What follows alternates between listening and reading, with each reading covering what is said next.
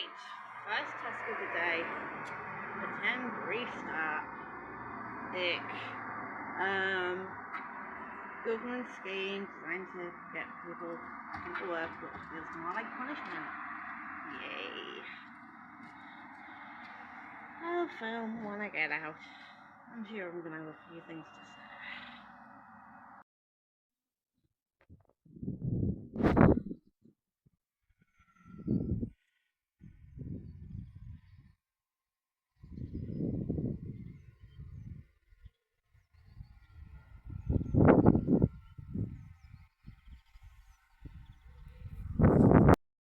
Yeah, I've got to come and find somewhere quiet to sit because that was a little overwhelming.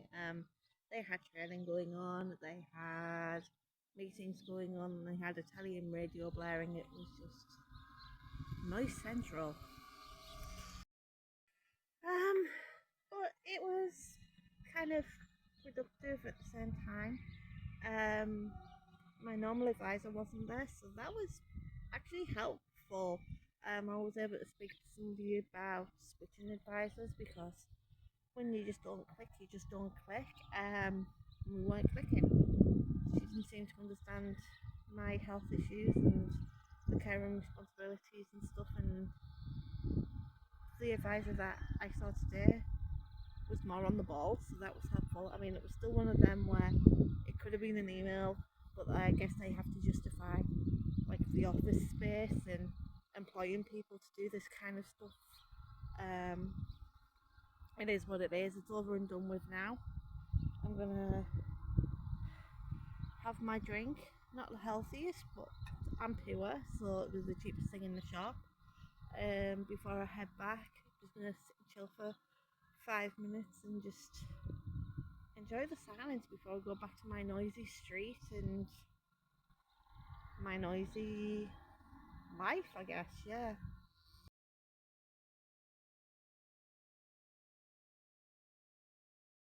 Home and time for a spot of lunch. We do what we can with the budget we've got, I guess. Is it just me that needs like a transition when you go from inside to outside or outside to inside? Never underestimate the power of river bath, huh? I feel mentally better for that, so that's positive. Um, there's a list of stuff that I want to do. I'm just gonna sit and hydrate and enjoy a donut. Thanks D&D party for leaving them. Um, before I tackle that, I guess cue a cleaning montage.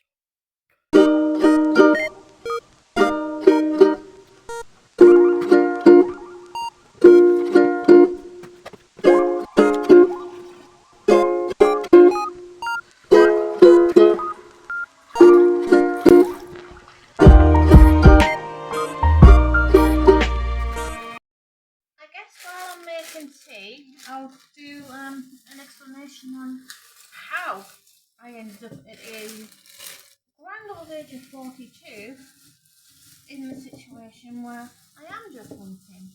I'm unemployed. I don't work. I have worked in the past.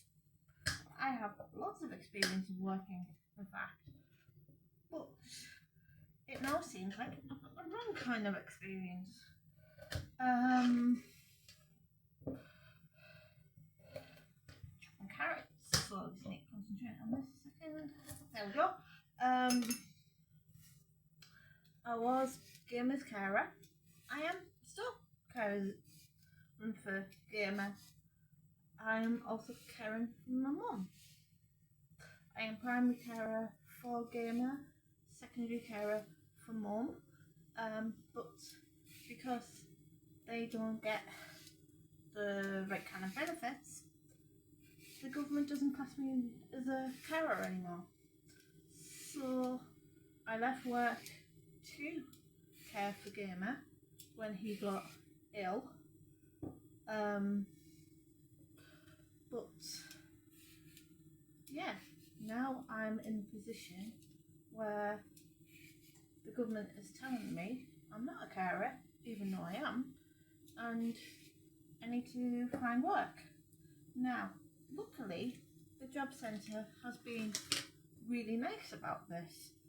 I seem to have found an advisor with their head screwed on. And it isn't being like, you must look for work for 35 hours a week to get the little bit of money we're going to pay you. Which is nice. I could have it worse if I'd got the job's worth. But it's frustrating because, in case you're wondering,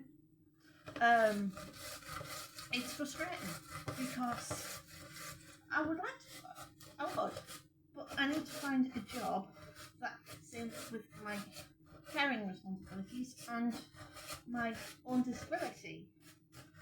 And it seems like they don't exist.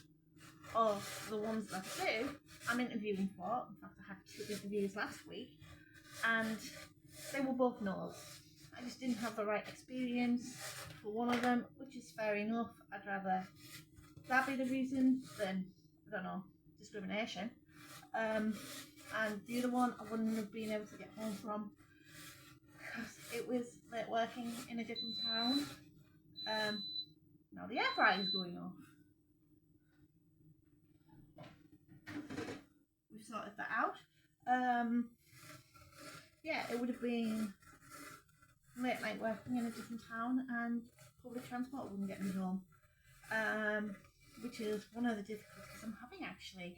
Not being a driver is precluding me from a lot of jobs at the moment. And it's not as though I'm going for takeaway, delivery, or, taxi driver. I am just going for bog standard, secretarial, admin, reception. But apparently, you need a driver's license to do them jobs now. I am confused as to why. It's not as though I'm going to be delivering stuff, but that's the situation I'm in. So yeah. Is it how I expected my life to be at the age of 42? No. Is it the reality that I am in? Yeah. And I've just got to deal with it until I either find a suitable job or we get Gamers pick back, because they were so kind to say, for one government department at Universal Credit, to say he's disabled and he's probably never going to work again, but Pip have decided he's not disabled, and so we get to live off basically not enough, especially in this cost of living crisis. But isn't everybody living off not enough at the moment? That's just one of the horrible realities we are in, and I think it's going to get worse because Trump is being a silly boy. But yeah, it's tough, but it's not just tough for us, it's tough for everyone. And I could be all woes me, or I can get off my ass and try and do something about it, and I'm trying to do something about it. That's where we're at.